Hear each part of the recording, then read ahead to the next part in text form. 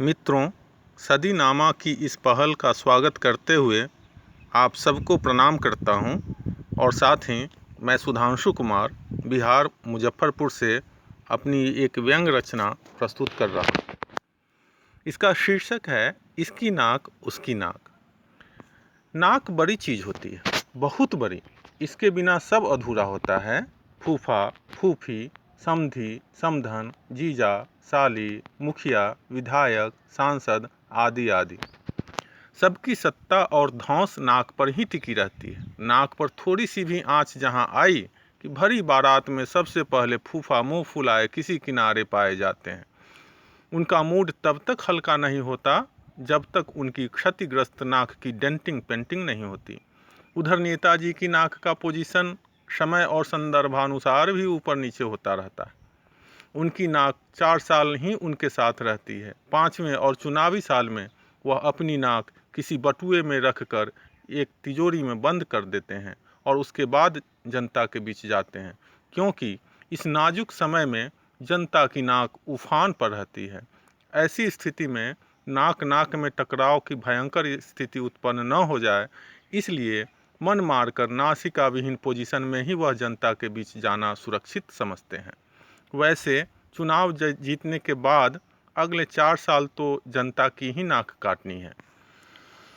कभी कभी नाक नहीं रहने पर भी नाक रहने का भ्रम उत्पन्न हो जाता है। खासकर यह स्थिति अति सूक्ष्म आँख वाले के साथ अधिक उत्पन्न होती रहती है। इसका ज्वलंत उदाहरण चुप्पा चिंगचुंग चांगची है। वह वर्षों तक इसी भ्रम में पलता रहा कि उसकी नाक जैसी नाक उसके आस पड़ोस में किसी की भी नहीं है।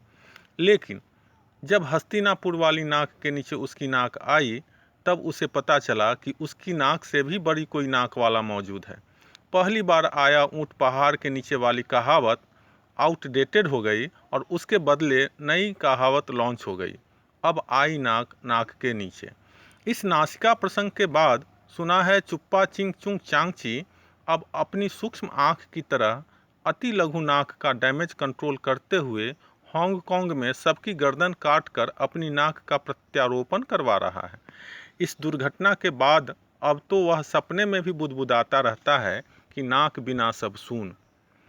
मित्रों, यह सत्य है कि किसी की सारी गतिविधियां नाक के इर्द गिर्द ही चक्कर काटती रहती है। मानो नाक नाक न हुई सौर मंडल की चौधराइन हो गई। बच्चे के जन्म से लेकर उसके जीवन के विभिन्न पड़ाव पर यह उसके जीवन चक्र को प्रभावित करती रहती है। जन्म के साथ उसकी नाक का इस प्रकार मिलान किया जाता है मानो उसकी नाक नाक न हो, कोई आधार कार्ड हो। इस नासिका मिलान लीला में यदि उसकी नाक माता पिता, दादा दादी, नाना नानी से मिली तो ठीक, वरना एक नया बखेरा ग्राम मीडिया में कानाफूसी शुरू। इसीलिए नाक का नाक से मिलना और संतुलित होना परमावश्यक होता है, क्योंकि यह यदि छोटी हुई तो मुसीबत, अधिक बड़ी हुई तो महामुसीबत। फलतः सुखी समृद्ध जीवन का मूल आधार और कुछ नहीं, यह नाक ही तो है। वैसे मानुष की तरह नाक के भी कई आकार प्रकार होते हैं। गोचर नाक, अगोचर नाक, आलू बाड़ा नाक, चपटी, नुकीली, बगुला लोल, सुग्गा चोंच और बिलायती नाक। हालांकि इन दिनों मार्केट में दादी मार का नाक की चर्चा जोरों पर है। अभी राजनीति के फाउंडेशन फैमिली फॉर्म में दादी मार का नाक सबसे ऊपर ट्रेंड कर रही है। इससे पहले दादी मार का हेयर स्टाइल की चर्चा थी।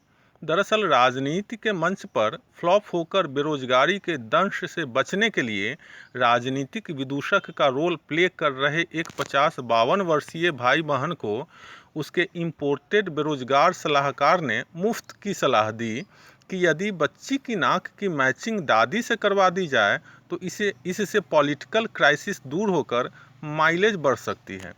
फिर क्या था, दादी की नाक से मिलान का टेंडर निकाला गया। टेंडर विजेता ने प्रेस कॉन्फ्रेंस बुलाया।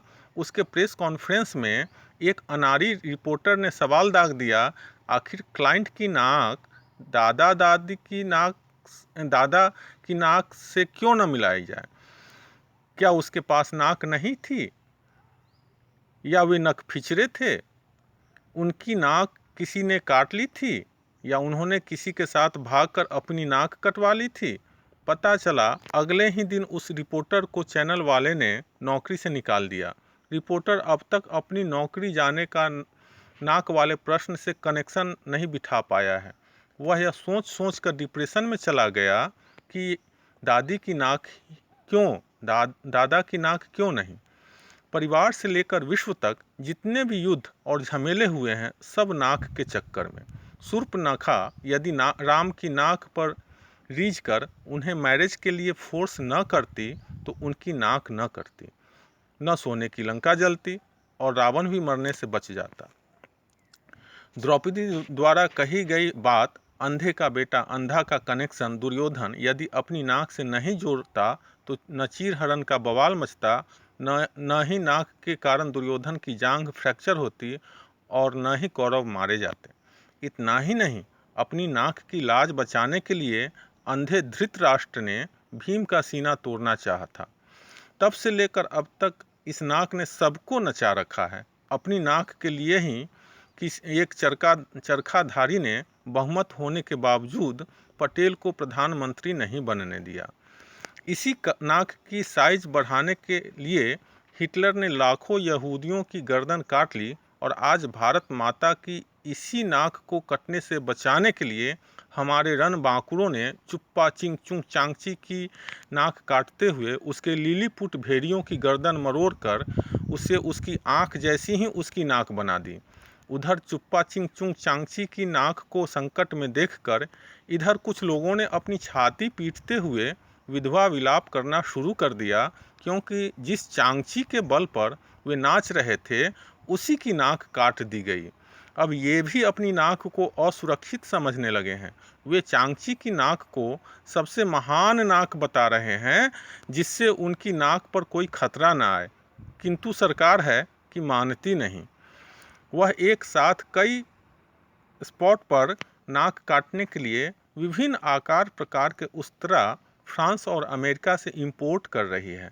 उधर अपनी नाक पर आसन्न संकट को देखते हुए लघु सूक्ष्म आँख वाले चांगची के सभासदों ने मुफ्त की राय दी है कि कुछ दिनों के लिए वह नाक की बात न करे। उधर चिंगचुंग चांगची की नाक को संकट में देखते हुए इधर दादी जैसी नाक वाली राजनीतिक रंगमंचीय विदूषिका भी भयाक्रांत हो गई है कि दादी की नाक से नाक मैचिंग के चक्कर में उसकी नाक यदि नकबेसर काका के निशाने पर आ गई तो सब गड़बड़ हो जाएगा। नाक मिलान का यह मुहूर्त सही नहीं है। धन्यवाद। नमस्कार।